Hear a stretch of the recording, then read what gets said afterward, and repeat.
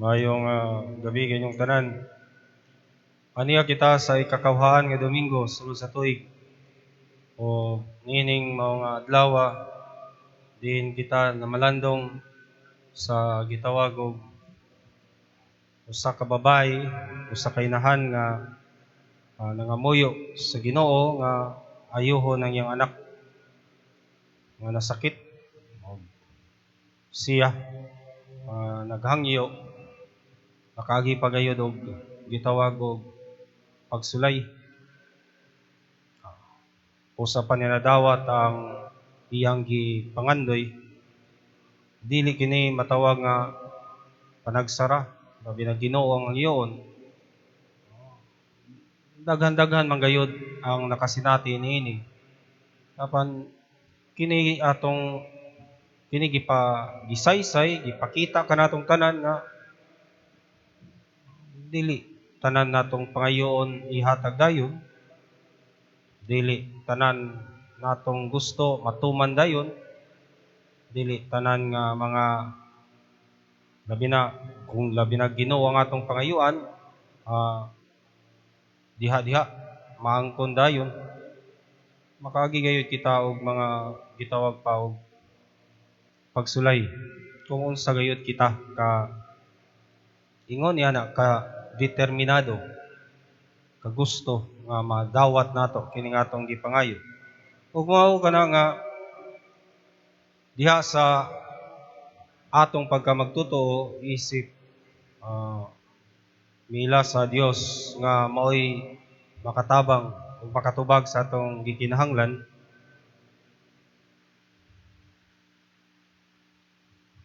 Posible nga tungod kay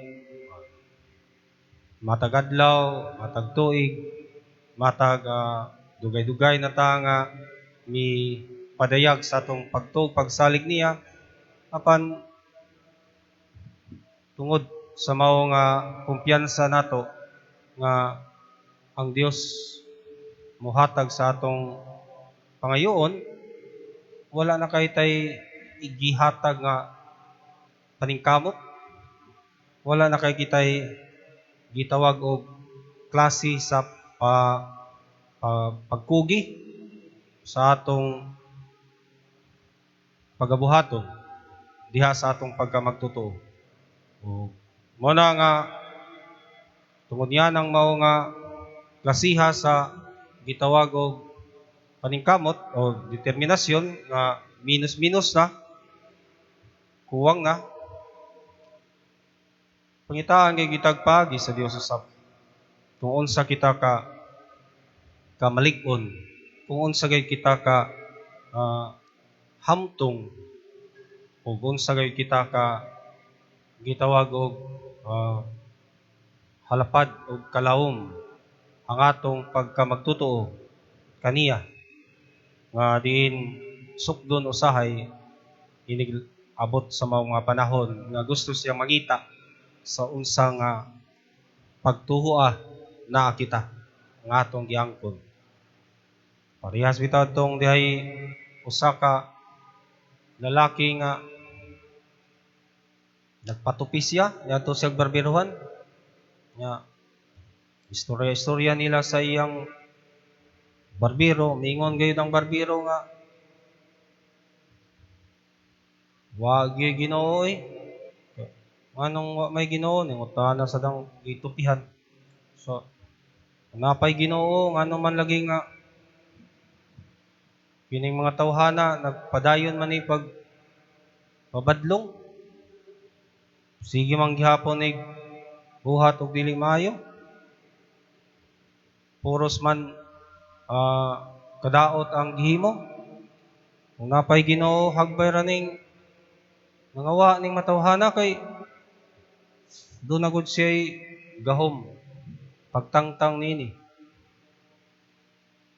O tuod man ang gitupihan wa makiglalis kay basin mataas ang pagtupi sa iya. Pagkahuman sa tupi, pauli gawas siya sa berberohan. Paggawas niya, nakakita siya og tawo nga nasa daplin sa dalan, naglingkod nga taas kay buhok. Taas pagay kay bungot, way tupi, way kuanay, way putlanay. Balik siya sa barberohan. Iyang giingnan ang barbero nga, "Paminaw nako asay barbero." Mingon sa dang barbero nga, "Nung wa man nga natupihan gani ka." Sa way barbero kay tanawa o, tanawa ras gawas. Hagbay pa na dihang naglingkod. Tubangan sa imong pisto. Pero wa pa gina matupihi hangtod karon. Mas tagas pa nagbuhok. Kanang buhok kinako. Usahay kita makaingon nga tungod kay wa ng butanga, wala gayud nagtagad ni ana. Kining panahon sa pandemic, nagtuo kita nga wa may nag-atiman niini kay wa pa man ginihap. Pila na ka oras yung pirata tingin kalitok. Pila na ka sapa mga gipanghimo natong mga pangamuyo aron mawa ni panalang gihapon. Hadlok lang gihapon kita nga mo lakaw-lakaw. Gawas kay tungod nga naagid. Basi matakdan ta og masayo atong pagdawat sa yawi ni San Pedro. Bugmoingon kita nga na mas naapang virus ug way nagtagad kanato. Posible nga naay Dios pero dili siya. Ingon niya na kadako sa iyang paghatag ug pagtagad sa unsay atong gikinahanglan. Muhunong ba kita sa pagpangamuyo sa Dios? Muhunong ba kita sa pagtuog pagsalig niya? Muundang ba kita sa ato nga pagsimba niya? Kay tungod nga hangtod karon walang gihapon ta pa tagay sa atong gipangayo. Manghinaot kita nga the more magkadugay, the more unta magkalami. Magkadugay kining virus, magkapunta, magpahamtong, magpalig-on o magpahimo unta kanatong mas Kristiyanos pa. Kay ining panahona kita gitawag sa Dios. Magampo man kita, wala ka na magpasabot nga tungod kay kagampo kita. Ang atong mahimo pagampo ra gayud aron mawa ning virus.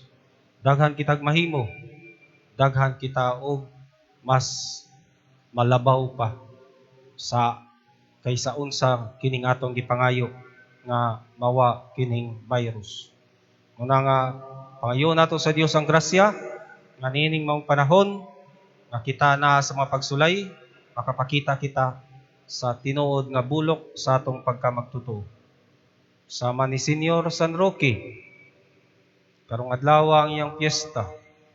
Si Senior San Roque, iya gayong gipadayag tungod sa iyang mahimo, labi na sa panahon sa pandemya, sa iyang dapit. O bisan pag wa siya mailhi na, bisan og nagmasakito na siya, bisan og ang iyang kusog nagkaminos na. Sa gingon pabitaw, kaloy isa din taon mi kay gikapoy na mi sa among paghimo. Si Senyor San Roque wa gayud mo reklamo. Nagpadayon siyang naghimo sa buluhaton nga iyang mahimo tungod kay kinsa man ang muhimo sa maong buluhaton nga gikinahanglan labi na sa panahon sa krisis. Kadto ra gyung mga tawo nga nagtuo nga naay Dios nga kauban niya sa pagbuhat sa iyang mga buhatonon.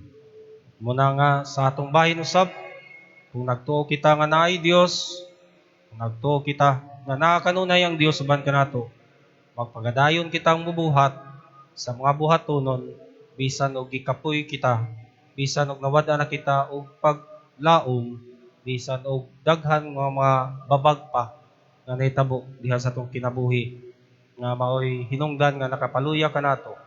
Muhimo kita kay tungod gitawag o gihagit kita sa Dios nga magpadayon, magpabilin o magmakanunayon.